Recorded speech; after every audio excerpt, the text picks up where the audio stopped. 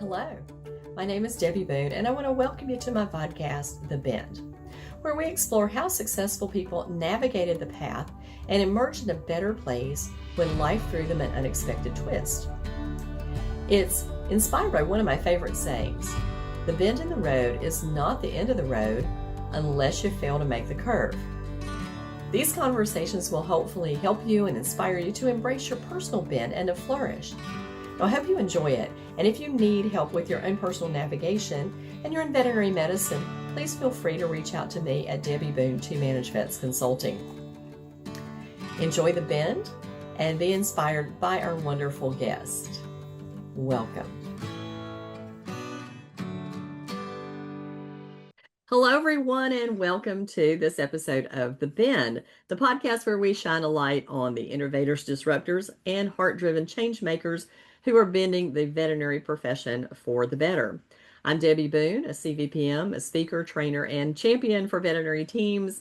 And on The Bend, I talk with leaders who are shifting mindsets, designing a more compassionate, sustainable, and forward-thinking veterinary world. So today, my guest is somebody I have known a very long time. We know we don't look like it, right, Donna? But we're going to say we've been around a long time. Donna Recupido is a seasoned veterinary professional with over 35 years experience, including more than 20 years in senior leadership and hospital administration across general practice, emergency, and specialty medicine. She's focused on building strong teams, supporting sustainable operations, and leading with empathy in high-pressure environments. Now, in addition to her vet stuff, she is also a certified personal trainer, a certified nutrition coach, a certified mindset coach, and a certified menopause coaching specialist. And so today we're going to talk about how all those things are blending together. She is also a mother of 5 adult children, a grandmother to 7 grandchildren, pet mom to 2 Great Danes and 2 dachshunds, 1 Chihuahua, and 2 cats. So yeah, she's got lots of stuff on her plate. So Donna, thanks for squeezing us in around all that today. No, thank you so much for having me. I don't know how we've known each other this long, only being 35 years old, both of us, It's true. Sometimes time just doesn't move, I guess. That's okay. I guess that's exactly right. Exactly right. I'm so excited to be here. Well, I appreciate your time and I thank you for joining us. So today let's talk, I always like to start with the origin story. So tell us a little bit about why vet med and how you ended up in our profession. It started just because I needed a job and I was like, well, there's a veterinary clinic, I'll be a receptionist. And I drank the Kool-Aid. I got hooked and it just kept going. And I'm like, well, what's the next thing? What could I be? Okay, I'm going to be a technician. Okay, well, now then they put me in a dental and I'm like, okay, I can't be a technician. I don't do dentals. They pulled on that ice pick thing. I don't even know what it's called. And the tartar fly, huh? I'm like, I'm out. I'm out. So, did the CVPM thing and the leadership thing, and after so many years decided, all right, let's try ER specialty. That's different than general practice. And that's when kind of life changed a little bit, and I discovered health stuff in my own stuff that related with my job and things that were happening to me. And I thought, there's a lot of women in veterinary medicine. I'm like, I can't be the only one experiencing this thinking it's stress. It's just stress, because that's what doctors tell you. Yeah. It's just stress. It's just stress. And yeah. So here's a part of it is, but not all of it. Not all of it. Not all of it. I want to go back. Here. Yeah, good. I want to go back because one of the things I remember, and over the years we've had conversations back and forth, and met for because Donna lives fairly close to me in Charleston. I guess you could say, what, an hour and a half is fairly close. Yeah. But whenever I was down there, I would call her and we would get together and have a meal. And one of the things I remember when you started at the specialty hospital, you caught embezzlement. And I will always remember this story because you were like, I wasn't hired to be the bookkeeper. Now we've got to find somebody who's going to keep up with the financial stuff of this. And your practice owners look at you and go, well, can't Jane do it? Well, Jane was the thief and they were going to let Jane do it again. I went, oh my God, that is so typical of veterinary practice owner, is just letting Jane do it. Well, Jane has stolen like $100,000 from you, right? Right. Yeah. it is the stories of that job. I made it through that job for 10 years, Yeah. but literally I moved down here. Here's my Reader's Digest version. I moved down here, had no friends, knew no one. On a personal note, my husband got a girlfriend. They sold everything in my home, and I was down here with nothing. I walk into this new job, and people are telling me, ma'am, you can't be in the back. You can't be in the back. I'm like, no, no, no, I'm the hospital administrator. Like, I work here. And they're like, who are you? They had told no one they hired me. I just moved from out of state. They put me in a room that was the flying squirrel room. It was so small that if I had to have a conversation with a team member or a termination, our knees touched. Oh my And I God. was like, okay, this is going to be a challenge in resilience. I went to the owner and said, yeah, go home now because you're crazy and this is a nightmare and I'm going to go home. And he said, no, you're not. And I went, wait, what? And I didn't. And so I made it through 10 years. But Yeah. yeah, there were lots of stories like that. It was Yeah. definitely an interesting job. Well, I think one of the things that connected us at the very beginning of our acquaintance was your customer service focus because you're right. You started as a Yes. receptionist, and then I just remember, I think you were still up north, right? Was it Minnesota? Was that where? Yeah, Michigan, Michigan, Michigan. Michigan. Yeah. And you were doing phone call shopping for practices, Yep. and I you had had my own mystery you shopping you did. business. You had a mystery Yes. shopping business. Yeah. And I thought this is really great because one of the things I have no patience for doing is that. And so the fact that you were doing I thought was fantastic. And I told a lot of people about it that, this was a really great service. Of course, now we can record all our calls, right? So we can. I'll call, right. But people should and listen. I remember telling an owner that I had called, and at that point, declaws were things that people did. I know Hmm. nowadays that doesn't happen. Well, it probably happens somewhere, but it's Hmm. not as common as it was then. And I called the clinic and asked for the price of a declaw, and the receptionist said to me, "You realize that's like having your fingers cut off at the second knuckle." And I thought, oh, I mean, you can feel that when someone says that to Yeah. you. And so I said to the owner, maybe that's true. Let's just say that's true. Is that because for me, calling, my thought then is, well, then why are you doing it? If it's so Right. horrible, why are you doing it? And she had no idea that her client service person was telling anyone that called about a declaw, sure, we do it, but it's like having your fingers chopped off at the second Oh knuckle. my And I thought, how gosh. many people did you lose? How many people did they go tell that place? Oh my God, they do this god awful treatment. It's so painful. Yeah. And so that's why I think clients serve like that's the bow on the present. You get Oh the yeah. bow wrong, the present's not good. Like we need the bow. And so Yeah. that's why I'm still to this day write so much about client service Yeah. because I think it is, well, you know that because you do the same. Yeah. It is the thing that we stand on that makes or Yes. breaks us. Oh, absolutely. Absolutely. So obviously life has thrown you a bunch of curveballs. I mean, Oh, sure here's has. one, right? Here's one. Um, so tell me about like making a decision, I think, to leave a practice. A lot of times they get into a comfort zone and Oh, they're 100%. very unhappy, but then they don't want to leave. And so you're also a coach. So how do you coach people into go ahead and kind of being brave and making that change? It is being brave because I think we have to put ourselves first. So when I left my first practice, it was all under good terms. I just wanted something different. I had done 15, 20 years in general practice and I wanted to move away from snow and cold. And so ER specialty, so there were no, but that 10 years in ER specialty, I mean, I at the end was pre-diabetic, high cholesterol, high blood pressure. I walked into the doctor, they did my blood pressure, they did it again. They did it a third time. And they said to me, whatever you're doing, stop doing it. But I was alone at this point. My husband had done his thing. I'm now getting a divorce. I'm in a new state. I'm making really good money here. I stayed way longer than I needed to because of that fear. When I finally made the decision and I took the pay cut, and it was significant, it was probably a $30,000 pay cut Mm, I walked ouch. away Yeah. from, life changing money that I walked away from. I literally remember coming home and we had a trampoline and I was just kind of jumping on it. And my friend said to me, "Welcome back."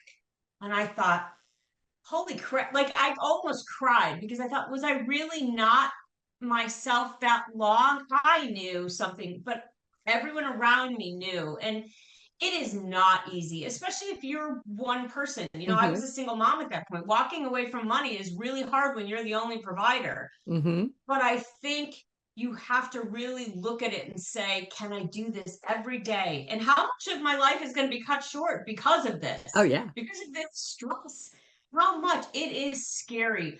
But I would say most times I promise people when you look back, you'll have learned something. You hopefully won't regret that you did it, Mhm. but you will feel so different and a new door opens for Oh yeah. you. And I know that's cliche. And when you're in it, you're like, shut up. I don't want to hear that. Right. That's right. But it's true. It It's is true. true. It is true. Yeah, it is Yeah. true. As a cancer survivor, I've said to people, cancer can be a good thing. And people are like, have you lost your mind? I went, it's Lost your just mind. not that. It's going through it, knowing that you're tough enough to make it, and also being blessed with the humans around you that lift you up and support you because it's unexpected sometimes where Right.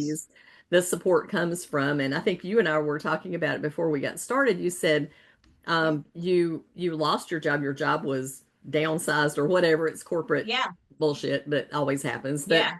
and a lot of people were in that same boat. But you actually started to document about what I it felt did. like and how hard it was and to try to find another job. And it is really a difficult time in, It I is. think, not just in our profession, but out there in the world to try to find another Right. job. People who are extremely talented like yourself are taking, 6, 8 months to find a job. And that's a struggle. Yes. That is a struggle. That is So, a struggle. yeah. It definitely, but I did document it every day. I got up and I wrote something because I felt like, well, this is weird. I didn't expect to feel the stages of grief, but I did. My initial feeling was, oh, no biggie. I'm good at what I do. I'm really good at what I Yeah. do. It's the one thing I'm super confident in my life. And I'm like, I'm going to have so many offers. I'm ready. Clear off my desk so I can lay them out. And it was crickets. I was Mhm. applying for regional positions and they're like, well, you're not qualified. I'm like, years, 24-hour multi. I built 2 sites, 2 state of the art. What do you mean you're not qualified? Yeah.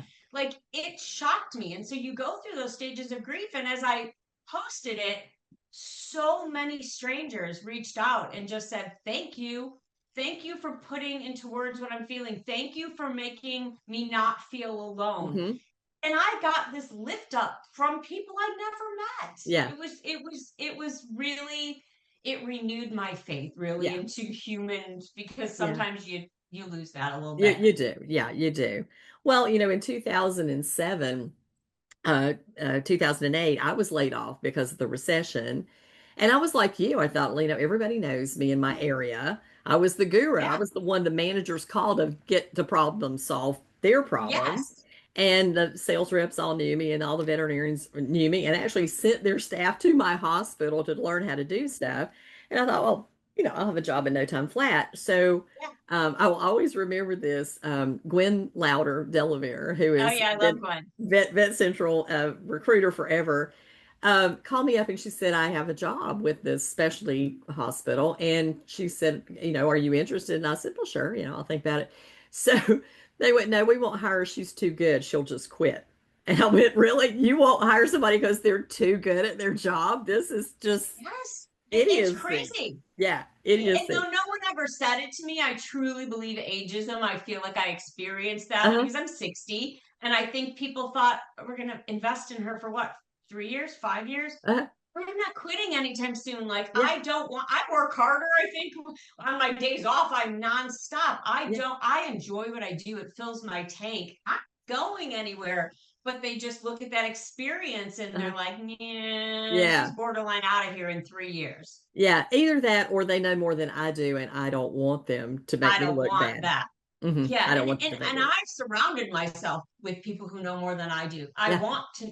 I want to because that's the only way I'm going to get better yeah, is by people who know more than me and can share it with me. So yeah, to not hire someone because she's way too smart. Yeah. Like, what?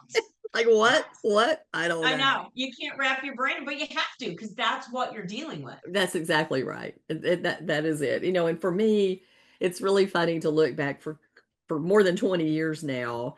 I have been training communication and customer service and veterinary medicine and talking about brain science and those kind of things. And all of a sudden, it seems like everybody's had this epiphany that this is something we need to be doing and we need to be looking at our brains. I'm like, yeah, you think? I mean, I guess the message is getting out. And sometimes I hear things that go, I think I said that, right? I think I'm the one who's been teaching that for a long Said time and that here right. it's out there in the world. But that's all good. That's the point, right? That's the whole point of doing what Yes. we're doing. Yeah, So Donna, absolutely. yeah, so obviously like more than one curveball, but tell me what, of all these curveballs, what was your toughest challenge? What do you think was the toughest thing you've been through? I would say probably the toughest thing is we're back to ER specialty. I was going through, it was stressful. It's 24 hours. I don't care Hmm. how many levels of management we're under. It was a privately owned multi-location, which you Hmm. don't see a ton of that. And so though there was levels of management under me, I was the trusted person. So I could be in Rome and I was getting calls about stuff. Like there was no time off. So I was definitely burning out. The doctor says to me, you're pre-diabetic, you're insulin resistant, you have high blood pressure, you're a hot mess. In the time that I'm actually working out and not thinking I'm doing badly, and then they said you're overweight, your BMI puts you overweight. I was probably like 150 pounds, maybe. And I'm like, wait, what? And so that hit me from a personal standpoint that I have kids and I have grandkids. And what do you mean? This is just how it's going to be and I'm going to die? Like, and then I went into a meeting and they were talking about something and I had something to say and it was my turn to speak. And while I was speaking, another gentleman that was part of, kind of the leadership group put his hand right in my face and said, I'm done talking about this. And I was like, well, that's interesting because I was the one talking, but wait, what? Okay. And so we stopped. It was all men, two male owners, and this male leadership person, and me. That was it. So afterwards, I went to one of the owners and I said, it's not okay. Like, it's really not okay. And he said, oh my gosh, you're being way too sensitive. And it really struck me. Would he have said that if I would have told the guy, hey, I'm done with this, would he have said you're being too sensitive? And I had never felt like I'm not usually one of those like, ooh, I'm a woman, I should get something extra. I will do the same work. If my boyfriend's a firefighter. If you could flip the ladder and you're a girl, have at it. If you can't flip the ladder like he can do it, you're not a firefighter. Like, so I'm not about that, but I thought you couldn't say that to a man. So it really hit me that to do something to not only change my health, because I'm very unhealthy right now, apparently, to speak about this and really look into women in the workplace and what they're dealing with, because especially in menopause, your brain's a little foggy, you don't always feel great.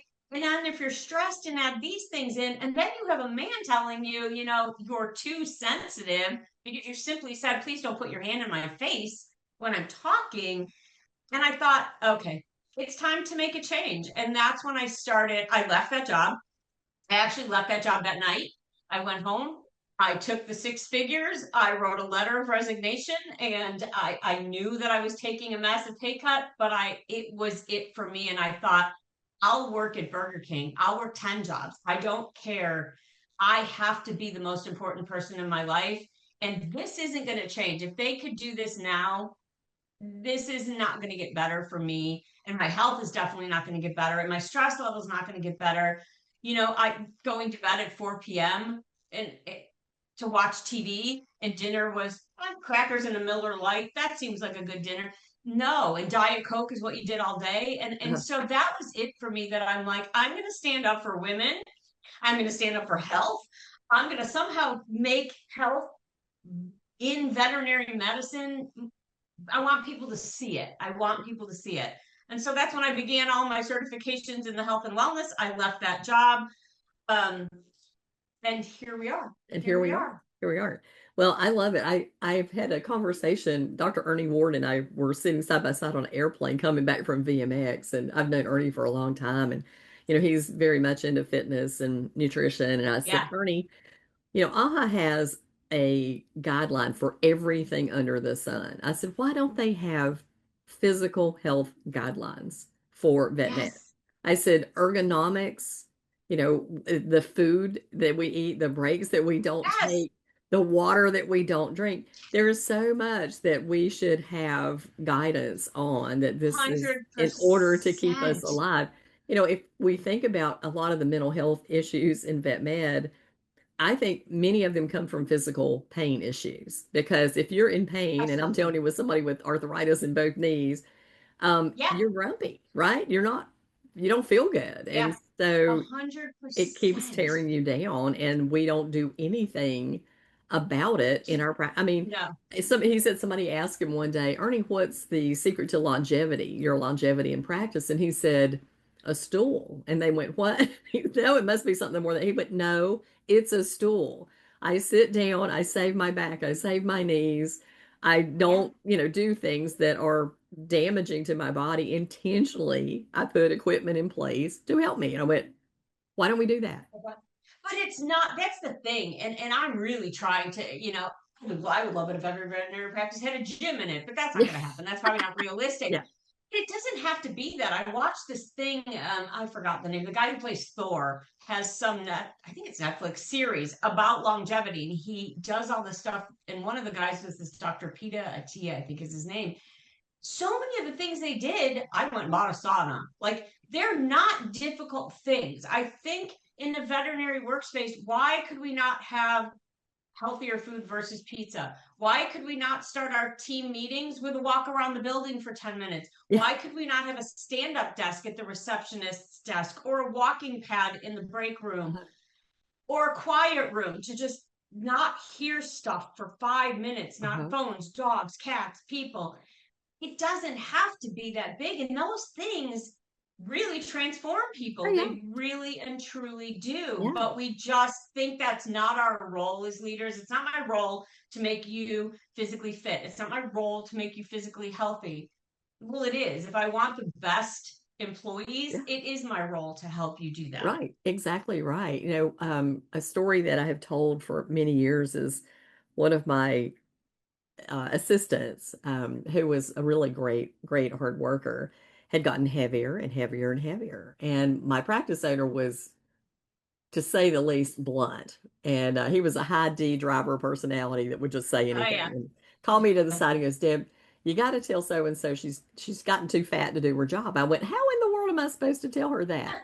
So obviously you think on that one as a manager for a day or two. And so I approached her and I said, look, are you struggling? You've been telling me your feet and your legs are really hurting. Do you think that's Yeah. having an effect on how you're doing your job? And she said, oh, I really do. And she said, I just don't know what to do about it. And I said, well, do you think that your weight is affecting your feet and legs? And she said, yes, I do, but I don't know what to do about that either. And I said, well, I have a thought if you're interested. I said, I keep losing the same 30 pounds over and over again, right? And I said, I'm going back to Weight Watchers. If we paid $300 for your membership and your trips, would you go with Yeah. me and learn how to eat right? And she started crying and she said yes. So we went, and I went back, 10 years later, and she was at the practice still. And she said, you remember that conversation? And I went, are you kidding? I will never forget that conversation as long as I live. And she said, I think you saved my life.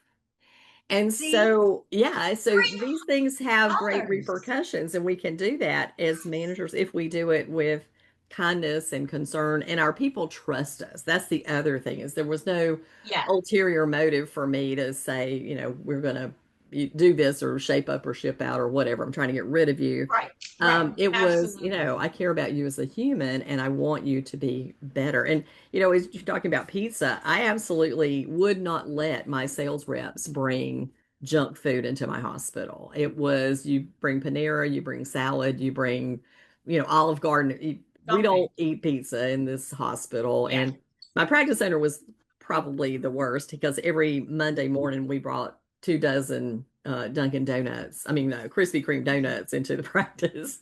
But that was a Monday morning treat But to get it's you also started. about, Yeah. balance. It's not about deprivation. That's Yeah. not what it's about anyhow. So Yeah. eat the donut that day. Like, that's the thing, but then take an extra walk, Yeah. stand up and move. I mean, Yeah. we sit at desks. There's days that I'm really deep in a project and I'll look up and it's 7:30 and I think I've been sitting 12 hours. I Oh, don't know yeah. that I went to the bathroom. I forgot to eat. Yeah. So for someone like me who's very driven, I have to have Yeah. little things go off to say, get up, dummy, Yeah. go take a walk downstairs, eat something. Right. Like, because I just get so caught up in my work that hours and hours go by Mhm. and 12 hours can go by with no Oh, yeah. food, nothing, Yeah. Oh, yeah. nothing. And I'd be the same way. Fortunately, my husband is a good, you're done for the day. Get up. We're not Yeah, going into the office. And because when you work from home, it's even harder, right? it is It's much just harder. work is always Yes, there. But it's always there. fortunately, my dog is also my best alarm. He's like, nope, I have to go out. We have to go for a walk. Yep. We have to go for a pee. Well, Yeah, I have those a kind of things. dog door, so they all just go out the dog door. And Yeah. I do on the days that, my boyfriend, again, being a firefighter, he will do 48 hours. So I don't Okay. even have that thing that stops Oh, me. yeah. Like, oh, it's 5 o'clock. He's like, hey, what are we doing for dinner? You need help? You need this? And I'm like, Yes. but Yeah. for 48 On hours, my he's not phone. here. Yeah. So I don't have that No. thing. And so I Yeah. really have to be conscious of that. Yeah, yeah, it's hard when there's the schedule is just nebulous, and that's It what is. happens. I Yeah. think when working at home, it really is nebulous. So let's Yes, talk a little bit about absolutely. your coaching and especially considering I think 75% of practicing veterinarians, I think I read this stat yesterday, are female. And Yes. and Yeah. so we've got talked to Dr. Emily Singler. Emily wrote a book on pregnancy and postpartum, so we talked a lot about that. But let's talk about the other end of the spectrum because I will tell Those you that oldies but goodies. yeah, that right, the oldies but the goodies. Um, at 46, I was slammed into menopause with chemotherapy, and so I didn't go through the typical thing. I mean, it was Okay. like bang, all my joints seized up. Yes. Hot flashes were every day, but I was also taking massive doses of prednisone and chemotherapy every 6 weeks. And Right. so for me, it was really a different story. But tell me about, kind of how you got started and the interest in coaching and how do you think we can manage that in our profession? Yeah, like I said, when I got all those bad news things, I thought this is going to change. I hired a coach, and she was so life changing for me that I thought I need to be life changing. I need to pay it forward. I need to be life changing for other people, and it just kind of grew. It was going to just be nutrition coaching, and then I'm like, well, if I'm coaching on what to eat, you probably need to move, especially women in menopause. We watch all these things of oh, boot camp cardio hit. And it's like, no, cardio health is amazing. You need to do that for your heart, but that can be a walk. You don't have to put in burpees. I hate burpees. And if you go to a boot camp, you're doing 100 burpees and you don't need to do that. But as a woman, which, like you said, that's a huge chunk of our profession, you lose muscle mass when you start in menopause. Not only the hot flashes, so you're in the room and you're like sweating like Mhm. crazy, like sorry. And your brain fog, you walk in, you don't know why you're here, and then you sit down, you're like, oh, I know what it was. And then you Yeah. go back and then you forget again, and everything hurts. I used to wake up and be thankful that something hurt because I'm like, oh, I'm not dead. If something isn't hurting when I wake up, I'm pretty sure that I'm on the other side right now. So it's in veterinary medicine is very physical. I don't even care what you do. The receptionist is helping carry a bag of food out, and it becomes very difficult and very easy to hurt yourself and potentially end your career when you hit that stage and your bone density is going down, you're not building muscle. And so I thought I've got to tell people, because thought of myself as fairly educated. I ran half marathons. I did boot camps 5 days a week at 5 a.m. I ate relatively healthy. So I thought, I know everything. And then I would go to doctors and they would go, well, your blood work's normal. So good thing nothing's wrong. And I'm like, but something is wrong. Like, what? And this is part of life. And that's all I kept hearing. And I finally found a menopause doctor. And I remember her saying to me, good luck. Like, because doctors aren't trained in that. They're trained how to get you pregnant. They're trained what to do while you're pregnant. They're trained what to do up until that time as a girl going through, puberty and all that stuff. We weren't trained in what to do with this. We were told this is kind of part of life. You just deal with it until you don't anymore. And I thought, yeah, I'm not taking that as status quo because this feels like crap. And so I just started all these certifications, and I wish that, and then I tied it into veterinary medicine because I thought these doctors are picking up dogs, they're getting on the ground. And I'm more into functional training. I think weightlifting is the way to go. You got to do it 3 days a week. At least you have to lift weights. Pick heavy things up if you are a woman in menopause. Stop going to HIIT class. Unless you like it, do it on top of that. But you've got to dedicate this weight. And you will be on the ground and pick up your dogs and all those things. There you go. Yeah. See? You wouldn't be able to like bend over and do that without this. And so that's why I'm trying to kind of tie it into veterinary, menopause, just healthy eating. I did a lecture on new grads, and we talked about, I know your life is crazy, long days, long hours, but again, don't make this difficult. Meal prep can be packets of tuna and a little bowl of rice that you put in each thing. You grabbed an apple, you took protein powder and mixed it with some water to dip your apple in for chocolate. You put cottage cheese in your scrambled eggs. Wow, look at the protein increase right there. But you've got to focus on sustainable things to get you through the day and keep you healthy, not the pizza. And so I really just want to drive this home to veterinary professionals, especially women. You've got to, no one in the veterinary clinic is going to do this for you. They're not going to have a menopause seminar for you, probably. They should. They should have a health and wellness seminar for you as one of your staff meetings, but you've got to do this for yourself. And for me, that was the change. I can deadlift 200 pounds now. Oh my gosh. At 60 years old, like, and it's not about being bulky. It's about, I want to get on the floor with my grandkids. I don't want to be sitting up here going, oh, that's nice. Give me the ball right here where I don't bend. Right. I want to go for the walks with them. I want to do all those things. Yeah. Yeah.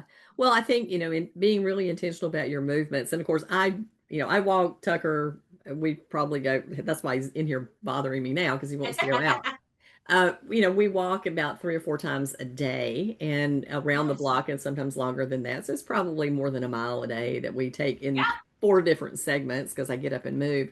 But I also love to garden. And so picking up dirt and pots and digging and shoveling and digging holes and all those kind of things are things that I do. And my husband is, he'll like, you're really strong for a woman. But I've always done that and intentional about being. I feel great when someone says you're really strong as a woman, the dresser and carried upstairs with you. I got it. Yeah. Yeah, good. Exactly. So I feel like you can either give into it or you can fight back. And my mom is 92 and she lives alone and she still goes to the Y and goes to water aerobics 2 or 3 days a week. And on top of all that, this past year in March, she had pneumonia. She was dropped in the hospital and they broke a vertebrae in her spine. And she is now almost recovered from that. So she shrunk 2 inches, but at 92, you're going to shrink. But she's always worked out, always her whole life. And she said, I worked my whole life to be strong enough to be able to be independent as long as I possibly can. And at 92, and that's what it is. Feel but we don't independent. think of that. Yeah. That is, my grandma was 100 and same thing, like playing bingo and doing all that stuff. Yeah. But we don't think of it because I think as our young selves, we're trying, especially in veterinary medicine, it's long hours. It's if you get into leaders, anything it's long hours, it's weekends, it's nights, it's all this stuff. And as a young person, you're invincible. Like nothing's going to happen to you. And then suddenly it hits you. And now you don't have doctors who really understand it. And if you look on the internet, the dumbfluencers who are like, yay, pick up it. And it's like, yeah, that may work when you're 20. When you're 20, at 28, cans of SpaghettiOs with loaves of bread, white bread. That's what I ate like every day. And I was 89 pounds. Like, you, this is a different stage of life and you Yeah. have to approach it differently. And if you don't stand up for yourself, you won't be the independent 90-year-old mother who's like, I got this and Yeah. I can recover from being dropped. Like, Yeah.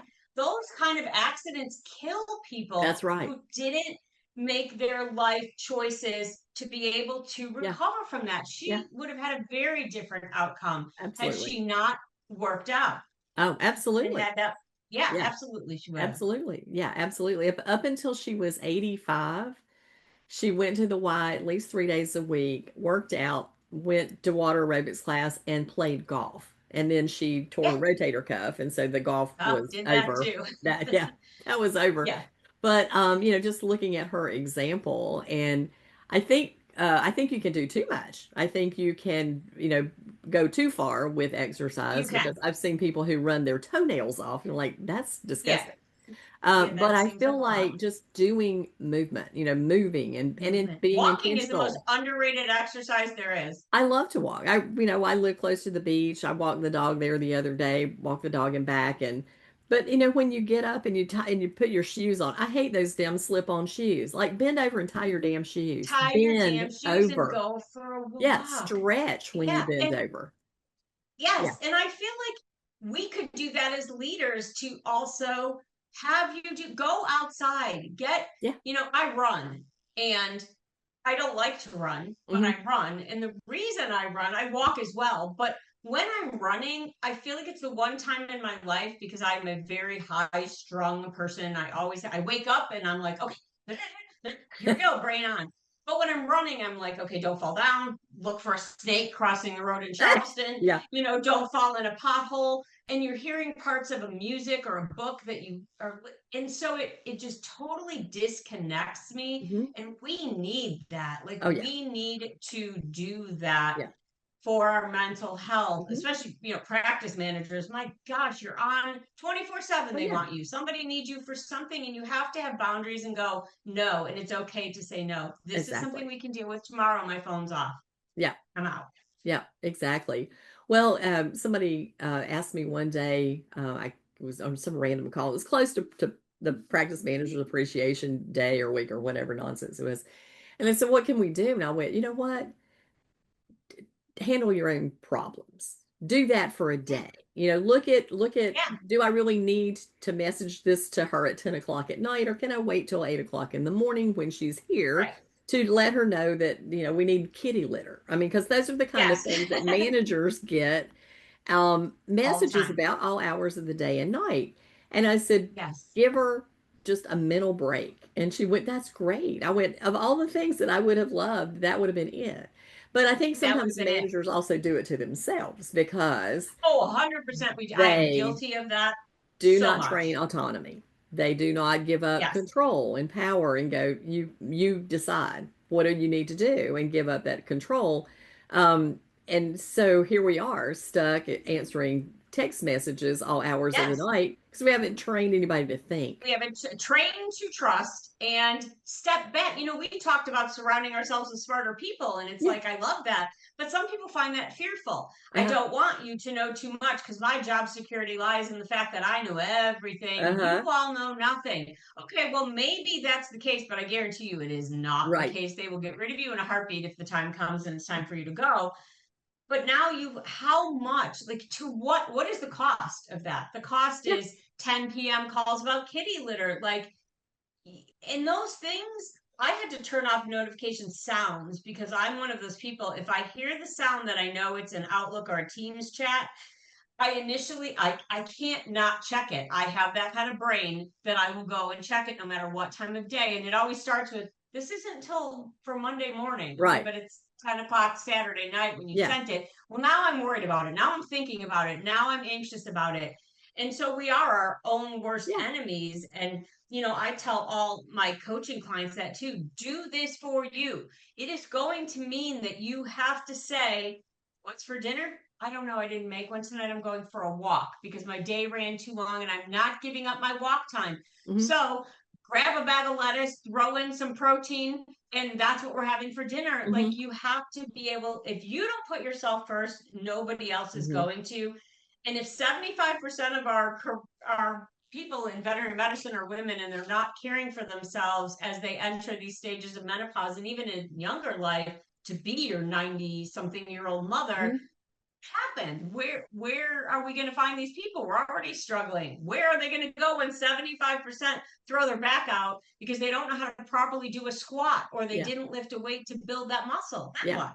Yeah. Exactly. Exactly. So it really is self-protective that we learn how to do these things. And I Yeah. do think that, I'm certainly, my husband laughs and says, you don't do anything. I walk all the time and I move all the time. And even when I was running practices, we're part of the community that built a walking trail that took over an old railroad Love bed that. in Greensboro, North Carolina. And it actually went from city to city so people could bike on it and walk on it. But Okay, every day at cool. lunch, we would gather a group and go, who wants to go for a walk? And we would walk, maybe a quarter of a mile there and back. We would chat, it would relax. You're walking in a green space. It was So calming. nice. Nobody had portable phones at that point in time. We were just Right. walking and talking with each other as a team, and it was really prepped you mentally to get back into working the front Very much desk or so. opening the doors back It and when clears we your started brain. It taking appointments makes, again. Yeah, yep, it makes you creative. And even now with so much remote working and so many meetings that we're yeah, always on, yeah, why can't you talk then? You have a portable computer in your yeah, cell phone. Throw in your headphones and go for a walk. You can yeah, still listen to the meeting and yeah. you can still say, "Oh, here's what I think" when it's Uh-huh. your turn to say something, Yeah, but you're combining that movement, you know, yeah, people just make it all too complicated. yeah. Everything they just make too complicated. Right. Meal prep, so complicated. Fitness, so complicated. It really isn't. It's No, not. But you no. have to do it. Yeah. You know, you can hire a coach and I'll be there to check in with you, but Uh-huh. I don't live with you. Right. So I can't get up every morning with you and say, come on, time to go. I can check in with you in a week and we can Uh-huh. talk about how you've done and where we need to pivot. But you have to, until you're ready for yourself, Yeah. you're Yeah. you're kind of stuck. You can't.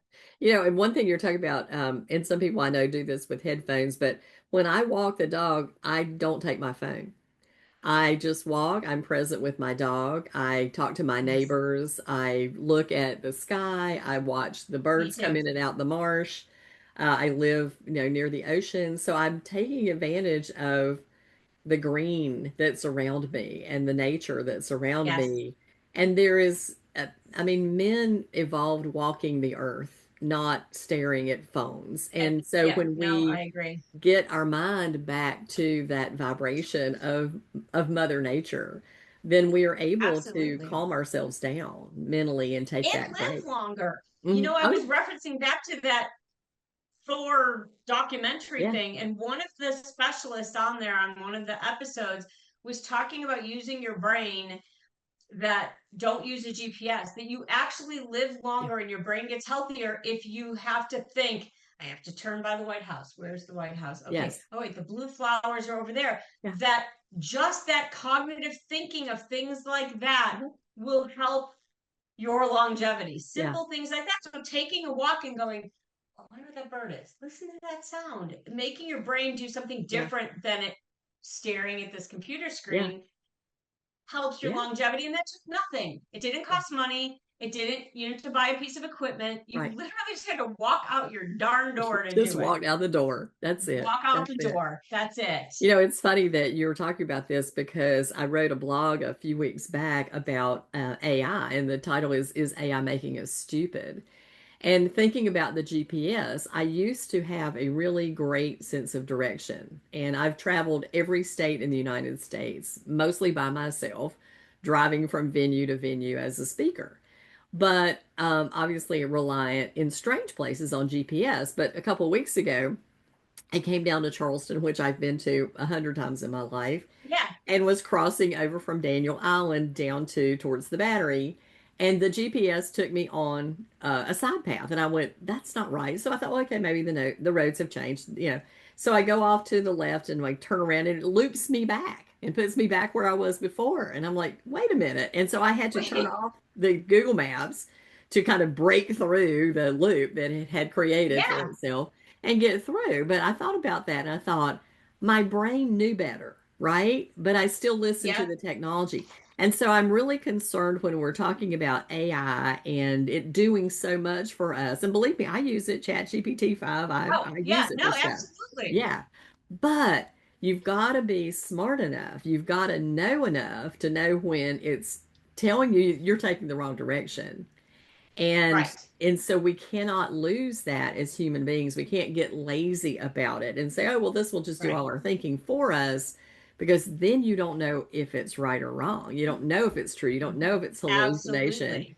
And even when it gives attribution to things, I still follow the attribution and I go and look for the articles because some of that stuff is completely hallucinated. Right, So, right. And yeah, it's a tool. It is a tool. You know, sometimes I want to write something, but I have so many thoughts. So I put all my thoughts. So they're my thoughts. And I have to tell it, do not interpret my thoughts. These yeah, are my thoughts. These are how I want them. I'm just struggling to make this a cohesive article right now because I'm all over the place. uh-huh, But I don't want you to change my thought because otherwise it spits something out. And I'm like, anything about yeah, what I said. Like you got the gist of it, but you missed right, super big highlights and points that I said. yeah, So I always say, do not change my stuff. Just turn it into right, what doesn't look like a second grader wrote it because I'm right. not thinking right now. I'm Right. just spitting I ideas. want you to be an editor.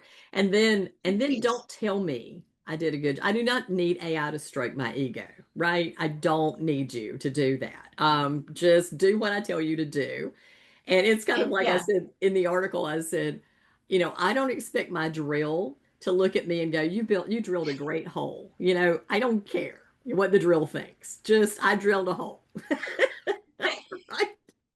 See, But now I'm opposite because I named mine. And so I just take it into fun and I'll like vent something out and it will say to me, Giovanni here, Donna. It's okay. Your feelings are valid. So I formed a relationship with mine that's that I named hilarious. Giovanni. And That's so hilarious. No, I'm not I naming mine. just, yeah, I have to have some fun with it Oh, sometimes. that Yeah, is for too sure. funny.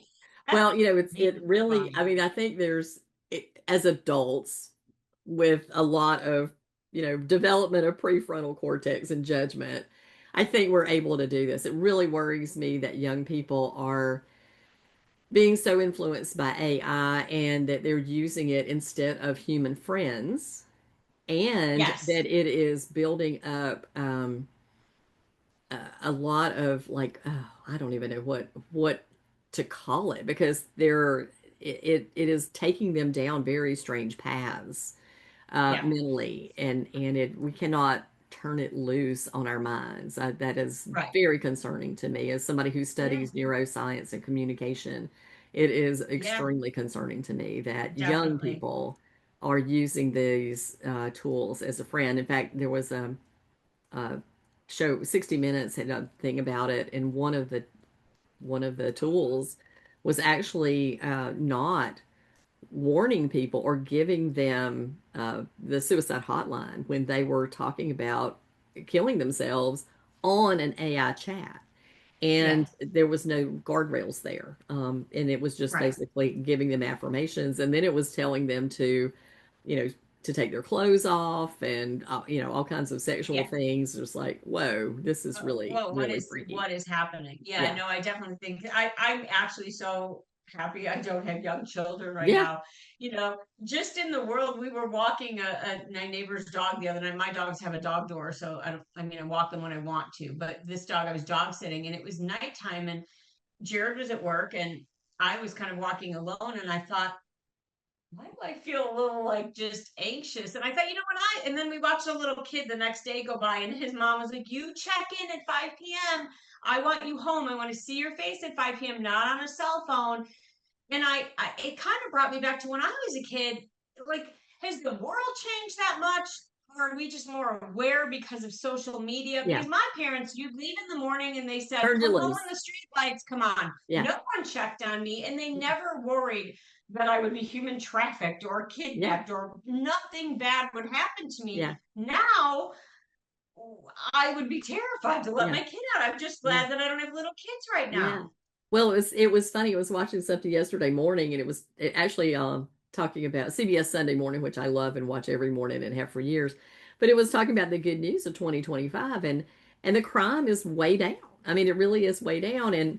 And my premise is because I actually did a talk one time called "How to Talk to a Stranger," because I feel like we have beat this into people's head that everybody is dangerous.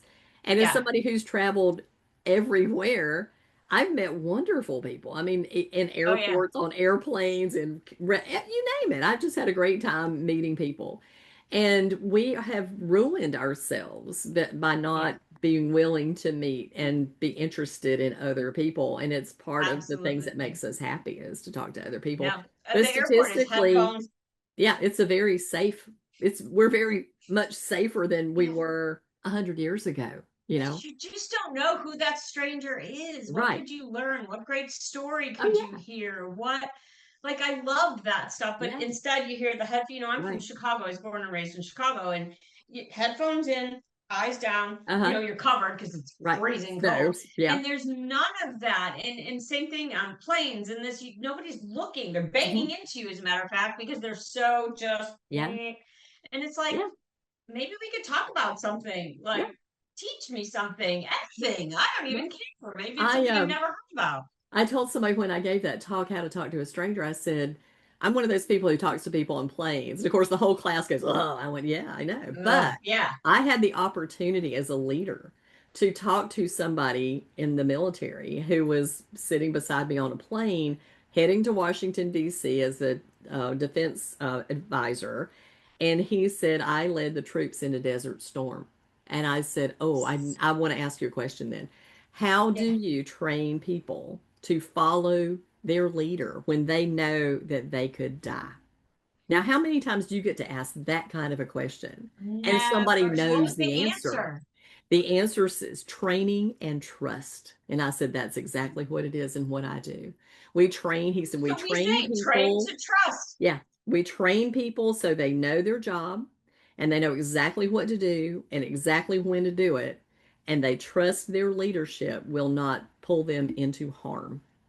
And I went, there Right. you And go. that's where I feel like right now we need to add to that with this wellness component, not just women in menopause, but everyone as a leader. You had said it earlier, human. And I had actually written that down. One of your questions was something, and I said, number one, they're humans. Yeah. Before the KPI, before the all the data stuff, Mhm. they're human beings. And no, I don't want your workplace drama. Susie went off with Bobby, and no, I don't want Yeah. that. But if you need to speak or you just need to share something, it doesn't even have to be the whole story. That's part of supporting a human. Yeah. And that's where you get people to follow you because Yeah. they know that I treat you with respect. My Yeah. team always knew that no matter what job, I have letters of recommendation that they said things about me I didn't even know. Like Yeah. I don't remember doing, Right. but they said that time you. And I Yeah. thought, how insignificant was that? But it It wasn't to wasn't. them. They needed Hmm. that at that time. And so we have to focus more, not more, but we have to kind of bring in Yeah. human beings, not just a CSR answers the phone. Here's how you book an appointment. Here's how you check someone Yeah. out. Here's how you restrain if you're. No, we need to also have that part of here's how you become a healthy human and live to be 100. Yeah. Go take a walk the first 10 minutes of your lunch break around the Yeah. building. That's what I want you to do. That's Yeah. that's an expectation of my employees is Hmm. we don't order pizza. The Yeah. expectation of my salespeople is you bring something Hmm. that fuels their body. Hmm. That's Exactly. not hard. Yeah, it's not hard. It's not hard. It's just it's thinking about it because we Yeah. default to what's what is our normal, right? And then Yeah. how do we break out of the routine and out of the Routine. abnormal? Because it's just the easy thing to do. Pizza It is is the easy. absolutely, Junk food is absolutely. easy, you know. It is easy. And that's Mhm. why I love this being the bend, because that's the bend we need to make. We Yeah, need to bend this a little more now and bring this segment yeah, into our leadership. It needs to be exactly. I look at all the conferences and I'm always looking for somebody that's going to speak about communication I love because I think that's huge for us. Mhm. And any kind of wellness stuff. I Mhm. want to hear it doesn't all have to be about the KPI, how you do this, how you do Yeah. that, the technical this. Yeah. These things will give you better employees. Yeah. They will make a better practice for you Yeah. when your employees feel valued as a human being and are Yeah. healthy. Well, I when I truly tell believe people that. that for many years I ran an 18% labor cost, and they're like, how did you do that? Because I paid probably higher than almost anybody else in town, but I had almost no employee turnover. Because then when you don't have turnover, turnover is expensive. And those Very. people knew their jobs and they were like a Swiss watch, right? They knew, Yeah. everybody knew what they were supposed to do. They could read each other's mind. They were ahead of the game on stuff. And all the clients knew them. So there's a great deal of trust built up too. So we didn't have Yes. conflict with clients and people felt like they were known and cared for because we treated them with hospitality. And Yes. when you run a business taking care of your people, and this is what my mother and my father owned restaurants, and their mantra was take care of your people take care of your business. And 100%. why MBAs are not trained that way is beyond me because I look at this and go, you're missing it. You're missing the mark. It's not about the numbers. It's not about making it to the next quarter. It is about long-term Yes. process that gets you where you have a machine that runs itself.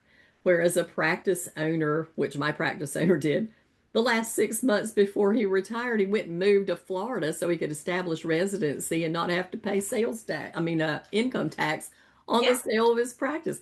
But he walked away from a practice and it ran itself and was still profitable. So And you everyone can do worked that. as a team. Yeah. You grew a team without even, we all say teamwork. I mean, oh my gosh, if we open LinkedIn, there's going to be 55 posts about teamwork, Yeah. but yet you'll walk into whatever that business is, not necessarily even just veterinary, and you will see the divide clear as day. But when you start doing that and caring about people and having this no turnover, because everyone, that is a family that you've created within your walls, Uh-huh. that translates to income. That translates to those really good KPIs. Oh yeah. That all translates. Yeah. The other stuff does, it translates as well too, but Yeah. not to the good stuff. Right. Not to the good stuff. Well, my grandfather and my great grandfather were farmers, and you can take care of your mule, and it will last you a long time, and the mule will steadily pull the plow. But if you starve the mule and beat the mule, you might get it to, you know, getting to the end of the row, but you won't have the mule very long. And so you cannot, beat your employees to produce and expect them to continue in a long-term profitable situation. If you want long-term No. profitability, you've got to have long-term people. Yeah, You got to and have that to somebody me, like I the said, core. I need to break into that because I feel so strongly that the wellness part of it, not just the menopausal women, but all of it creates those people to be healthy, happy Yeah. individuals. Like but I hear so much, well, that's not really part of my job. And I'm like, Now, as a mm, manager, your role is to take care of your people. Period. yeah. And as an And the owner, people you take care should of the support business. that too. You know, Hmm. as an owner, you should support that too. Hmm. One of the last jobs I worked at, it actually was fascinating to watch in Charleston. So there's money in A Charleston. You know, lot, downtown Charleston has a lot of a money. lot of money. And this practice had, I was the manager. We had no accounts receivable, none, not a dollar. We never made an estimate. If the doctor said do it, that really heavy Amex card came out and we did it. We never questioned anything. Her clients worshipped her. She was an excellent doctor. But that clinic is officially, if you search it out, which I won't say its name, it's officially closed because she did not take care of herself. She burnt out. She didn't take care of mental health. She didn't take care of physical health, which translated into the way she treated us. And there was a mass exodus in December of 2024, and Mhm. everyone left and said, we can't be treated this way. And this clinic with zero receivables, full clients, no estimates, anything you want to do, they'll say okay to, is officially closed Wow. down. So if you tell me you don't, have to deal with someone's mental health, someone's physical health. There's your example. Yeah. She had a dream clinic, one that any of us would die for, and it is officially closed now because the wellness part of it didn't get cared Was for, and it ignored. translated Mhm. to the team, and the team was like, yeah, I don't need this for, Yeah. $17 an hour or whatever Yeah. measly amount was being paid. Yeah, goodbye. Yeah. Yeah. Exactly. So yeah, Exactly. it's crazy. Yeah. It's crazy. Well, But we Donna, should gosh, just take over the world. I mean, we we've got could. it all Yeah. If figured people would out. just listen to us, right? Oh Well, my gosh. let's hope that some folks listen to us. And so I want to thank you for your time today. And we certainly didn't get to all the No, questions thank that I you. had It's prepped, been but such a pleasure. I appreciate your time and the efforts that you're making to kind of bring awareness to what's going on. And so for our audience out there, please get in touch with Donna. Follow her on LinkedIn, listen to her coaching, and then, if you need a personal coach, she's there. But do take care of yourself. I mean, not just Take care of mentally, yourself. but physically too, because the two things, you can't separate the body and the mind. It's all No. one big thing together, and you And cannot, it's the only you know. one you get. You Yep. don't get to go buy replacement parts for it. Nope. It's your only one. So treat it with love and kindness and respect, because if you don't, no one else will do it for you.